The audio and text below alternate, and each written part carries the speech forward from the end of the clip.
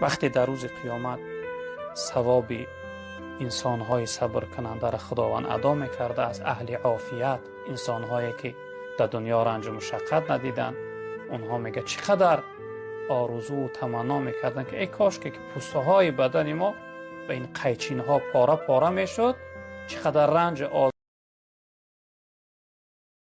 آزار و ناراحتی میدیدیم در دنیا، تا اینکه امروز خداوند ما را از این پاداش، از این ثواب بهره‌ور میگرداند.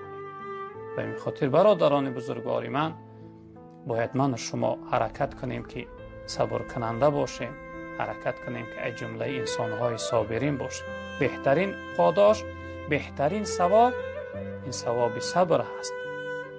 به این خاطر تمام انبیای خدا، تمام دوستای خدا امتحان و سنجش سخت از سر گذرانیدن. من و شما هم باشیم، یه یقین بدانیم که این امتحان